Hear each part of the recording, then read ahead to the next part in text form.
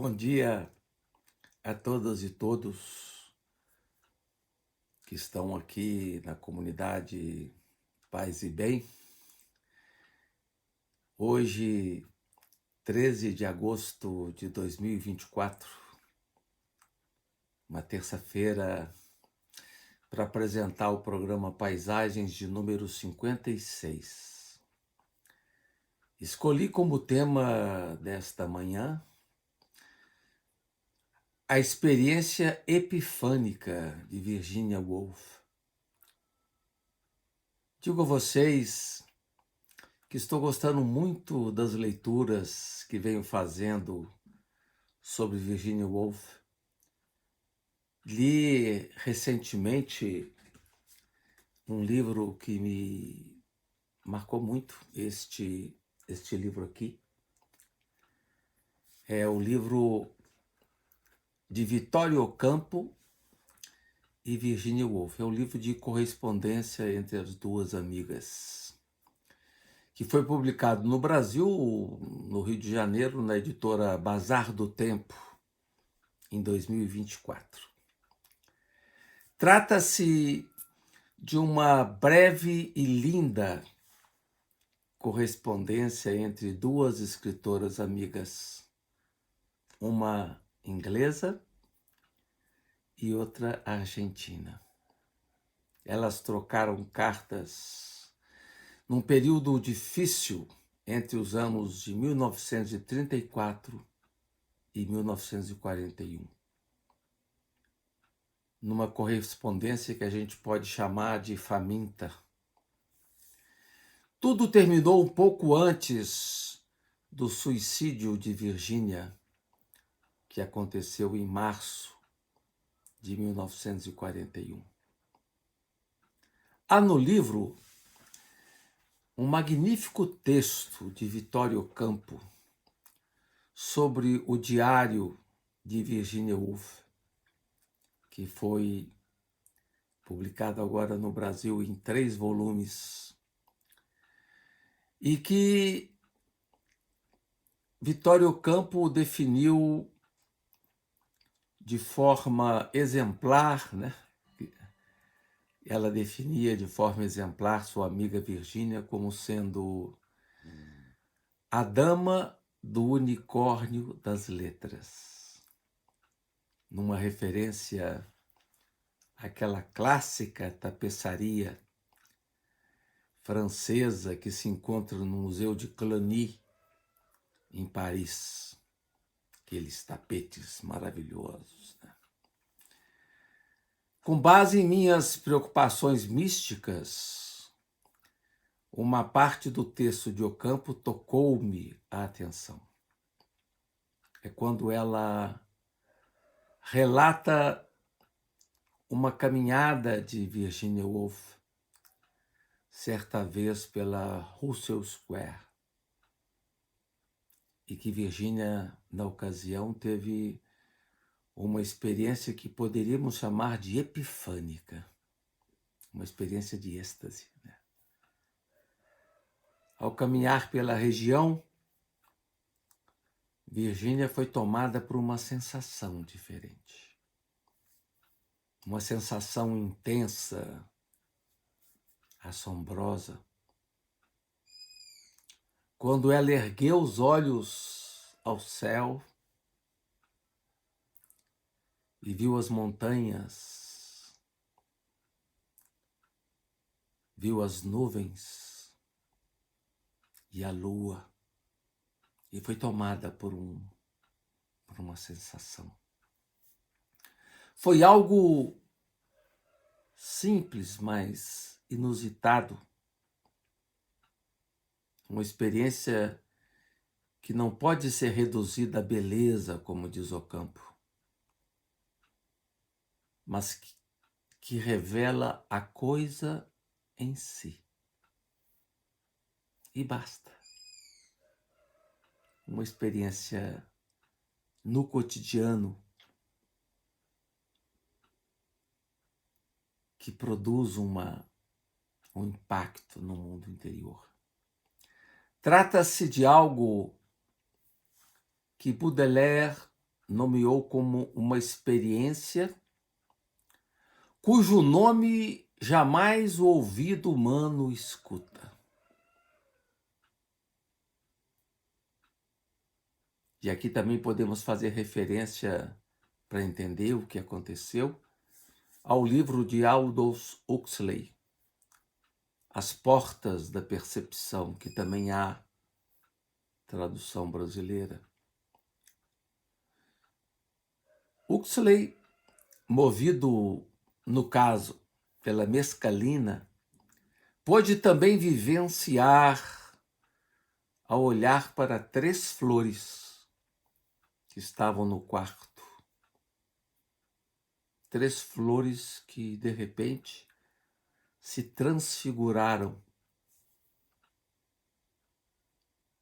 Também para ele era a experiência da coisa em si e basta. São experiências singulares, únicas, incomunicáveis, que às vezes você só se dá conta depois e só consegue expressar depois, né? São experiências que guardam em si o seu devido valor. São como anjos prateados. São como demônios dourados, para utilizar a expressão de William Blake. São demônios dourados que ninguém pode deter. Nós sabemos que Virginia Woolf viveu momentos difíceis de mudanças repentinas de humor, de depressões severas. Sua vida foi marcada por momentos de colapso nervoso, de depressões severas. E ela dizia: ninguém deve ter recebido tantos altos e baixos do próprio corpo como eu, dizia Virginia. Tratava-se de alguém que já nasceu melancólica e, para manter-se viva, preenchia os seus vazios com escrita. Assim, algo semelhante aconteceu com Clarice Lispector, que dizia que a literatura salvou a sua vida. Então, aqui também no caso de Virginia, a literatura, os seus escritos preenchiam essa melancolia e fortaleciam o seu viver. Ocampo recorda uma experiência que, pelo menos a mim, impactou, relacionada a Tolstói, quando tinha 50 anos. Ele também, Tolstói, escritor, viveu algo estranho em sua vida. E ele dizia, e aqui cito: olhem para mim. Um homem feliz e saudável, escondendo a corda para não me enforcar nas vigas do quarto onde durmo. Sozinho todas as noites. Olhem para mim. Já não vou mais caçar, para não ceder à fácil tentação de me dar um tiro. Impactante esta citação de Tolstói, para mostrar como todos nós somos frágeis, vivemos equilíbrios instáveis, podemos estar bem e, de repente, por uma razão que não se explica, o nosso mundo balança, muitas vezes por razões que não nos damos conta. Aquilo que Heidegger dizia sobre a angústia, de repente, elas nos deixa assim, sem chão. Como assinala Ocampo, é possível você ser uma pessoa saudável e equilibrada a vida inteira, com alguma coisa daquilo que Barré denominava desdenhosamente de magnífico equilíbrio dos imbecis. Você pode viver uma vida de ficção,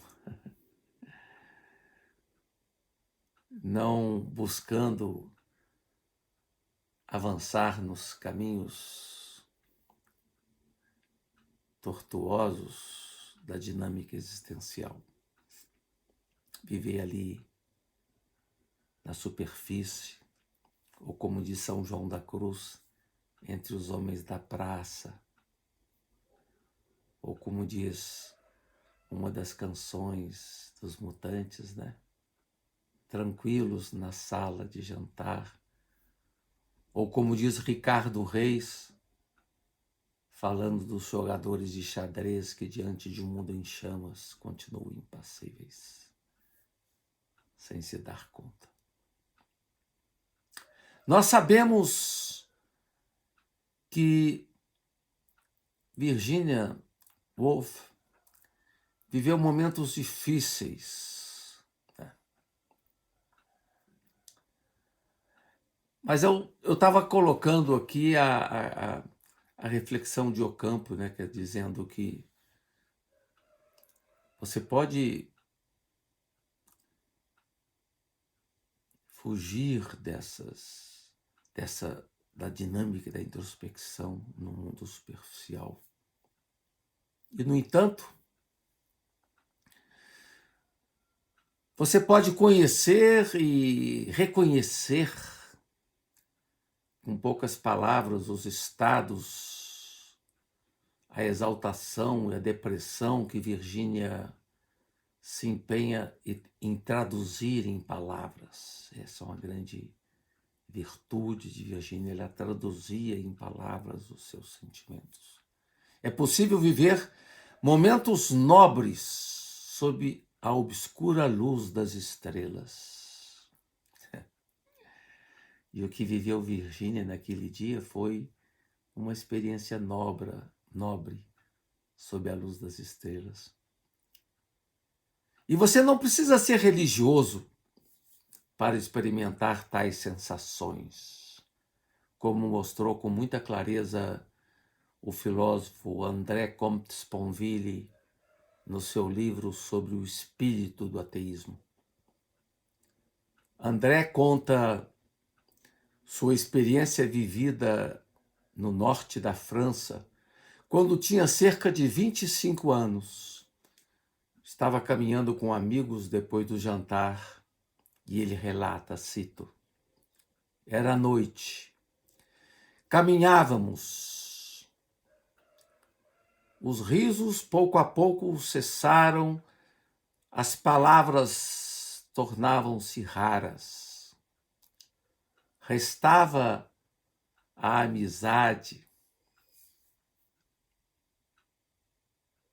restava a confiança, a presença compartilhada, a doçura daquela noite e de tudo. Eu não pensava em nada, continua André Comte-Sponville. Eu olhava, eu escutava a escuridão da floresta em volta, a incrível luminosidade do céu, o silêncio rumoroso da floresta. Apenas uma surpresa, apenas uma evidência, apenas uma felicidade que parecia infinita, apenas uma paz que parecia eterna. Contos Sponville assinala que ali naquela noite adentrava-se na densidade de um silêncio singular e diante dele apenas a deslumbrante presença de tudo. A deslumbrante presença de tudo. Assim como Contos Sponville, também Huxley e Virginia participam de algo similar, ou seja, o milagre incessantemente renovado da existência nua. Ao analisar o percurso vital sinuoso de Virginia Woolf, Ocampo discorda daqueles que atribuem à sua experiência a perturbações do sistema nervoso. Para ela, era algo diverso que acontecia com a amiga. Uma exaltação de outro tipo. Seja qual for o nome que lhe caiba. Exaltação que repercutiu, que ecoou no físico, e não o contrário. Razões fundamentais em experiências diretas que a razão não compreende, porque estão não contra, mas sobre ela, ou se preferirem em outra frequência. E isso é tudo. Então, Virginia participou de uma experiência singular. Ocampo rememora o que Proust nomeava como um minuto livre da ordem do tempo. E quando se retorna ao tempo, quando se retorna desse momento epifânico ao tempo, ao cotidiano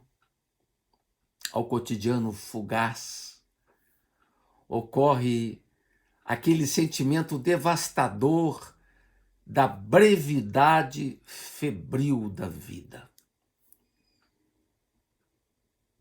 Algo que o grande escritor Rainer Maria Rilke também relatou nas suas elegias de Duino, quando abordou a experiência dos amantes depois do gozo.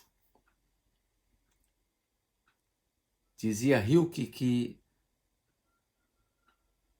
só 3 grupos de pessoas são capazes de viver a proximidade da experiência do aberto.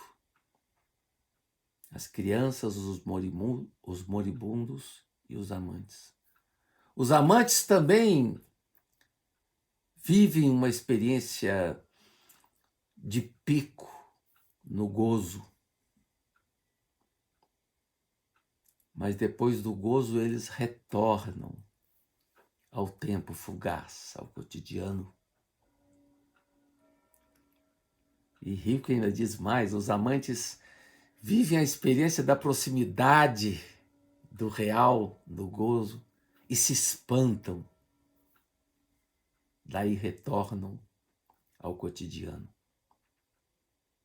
Então